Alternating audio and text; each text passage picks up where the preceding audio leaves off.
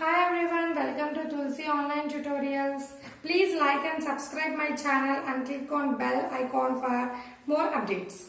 I hope you understood how to find valency from my previous video. If you want to watch it again, you can go find the link below description. Now let us enter into our topic, that is carbon and its compounds.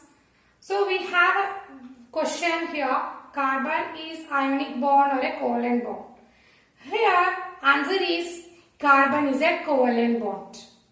So covalent bond, it is not an ionic bond. Let us know detailedly about what is ionic bond and what is covalent bond. Ionic bond, gain or loss of electrons. Define it is definition. Covalent bond means sharing of electrons. Here second point, it has ionic bond has high melting point and boiling points. Covalent bond have low melting point and boiling points. Ionic bond conducts electricity. Covalent bond is a poor conductor of electricity. It does not have any ions. It has ions. Because it conducts electricity, obviously it have anions and cations. It doesn't conduct electricity. It doesn't have anions and cations. So here we came to know what is ionic bond and covalent bond. Let us learn in detail definitions of the ionic and covalent bonds. Ionic bond means gaining or losing of electrons. Either it gains the electrons or it loses the electrons. Here covalent bond means sharing of electrons. Electrons means outermost shell. Electrons, how many electrons are present in the outermost shell? That they gain and lose. They doesn't share the inside electrons which are nearer to the nucleus. They will share the electrons which are outermost, which are having in the outermost shell. How do the gaining or losing takes place? Means gain means here taking something, or lose means giving something. So in your birthdays example, if you take how to understand this in very nicely, means losing of electrons means in your birthdays you will be giving chocolates to others. You will lose some chocolates here. So that is called loss of chocolates. Here loss of electrons. Gaining means you will be taking some chocolates or gifts from someone. So that is gaining. Gaining means taking something. Means here gaining and losing are not happening at a time. It is happening in separate times. In your body you are giving, in their bodies you are taking. So either one thing will happen. What I mean to say is either gaining or losing will take place one time. Both the things doesn't take place. So here ionic bond means gaining or losing of electrons. Okay, I hope you understood. What is covalent bond? Means sharing of electrons. Sharing means in your lunch breaks and all, you people will share your food with your friends. They give you and you give them. So that sharing will happen at a time. This is called sharing of electrons. So carbon takes place, covalent bond means sharing of electrons, carbon takes. It doesn't goes under ionic bond. So why it is not ionic bond?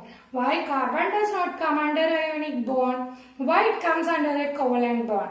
So first we will learn why it does not come under a ionic bond in detail. Okay children? So let's go in detail. Here we know that carbon is a covalent bond. So why it is not ionic bond we will learn here. Ionic bond means we know the definition. It is gaining or losing of electrons. We have two reasons here why ionic bond it is, why not ionic bond it is. Okay, carbon is why it is not ionic bond we will learn here. So gain, under gain we have and gaining of electrons. If it gains electrons, gaining means what is gaining? We are taking something here, taking of electrons. Here gaining of electrons, here we are taking from someone, means we are minus, like that you can remember. Or it is C4 minus means anions. They are anions. Anions are represented by minus. Cations will be represented by plus. Okay. Gaining of electrons, anions, it is minus. Gaining of, what is this? Gaining of electrons we will see here. Already we know that nucleus have, in carbon we have atomic number 6. Protons are 6. Electrons are 6. We know. So we have neutrons are also 6, but they are neutrons, so we are not considering here. Here protons are 6, they will be present in the nucleus. Proton 6 protons are there. So new first atom we know already octet configuration from the before topic. We have filled 2 electrons in the K shell, L8, okay, Lm also 8. And in the second shell for carbon we will be filling with 4 electrons. So if it gains 4 means if it gains still to fill this shell, K and L shell, still we need 4 electrons to fill this shell. Still we need 4 electrons to fill this shells. So from another atom, if we gain 4 electrons to fill this shell, now this shell is 8 electrons and this shell is 2 electrons. 3, 4, 5, 6, 7 and 8. So this shell contains 2 electrons, this shell contains 8 electrons. So now if you think, now protons are 6, electrons are 10. So it is very difficult for the nucleus to hold 10 electrons with the 6 protons. When electrons are revolving around the nucleus, protons cannot hold the 10 electrons. It is very difficult for the nucleus with 6 protons to hold 10 electrons. So gaining of electrons will not possible in the case of carbon atom. If we will see now, losing of electrons is possible or not possible in carbon, we will see now.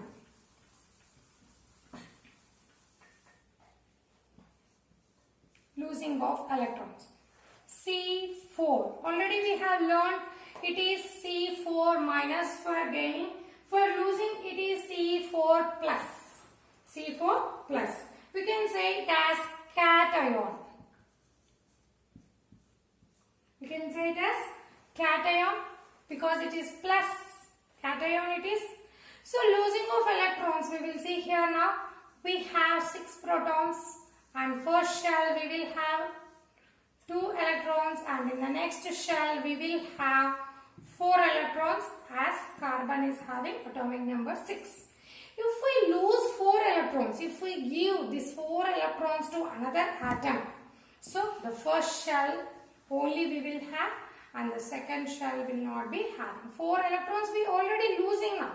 So only 2 electrons and 6 protons we will have.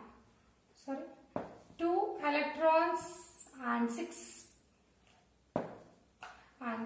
protons we will have. It is again very difficult for the nucleus. So for gaining also they need energy. For losing also electrons, atom needs energy. So for losing of 4 electrons it requires large amount of energy. It is very difficult for the nucleus for losing of 4 electrons. So losing of electrons is also not possible in case of carbon atom. So ionic bond, it is not an ionic bond. Carbon is not an ionic bond. Why? Because it cannot gain 4 electrons and it cannot even lose 4 electrons. Okay? It cannot gain electrons or also cannot lose the electrons also. It is very difficult for the nucleus. So it is not ionic bond. It is covalent bond. Carbon is a covalent bond because it shares the electrons. So how does it share the electrons? We will learn in our lesson. So we can also say that carbon is a tetravalent. Carbon is tetravalent and why it is tetravalent means it's in its outermost shell 4 electrons. And we can also say it as its valency. Valent. Tetravalent. Carbon valency is 4. So we are calling it as a tetravalent. So it is a tetravalent. It is having valency of 4. 4 means we can say it as tetravalence. We can also say monovalent. If it is having a valency of 1, we can say it as monovalent. Example, hydrogen, you can say hydrogen valency is 1. So we can say it as hydrogen is a monovalent element. And it is a divalent. What is divalent?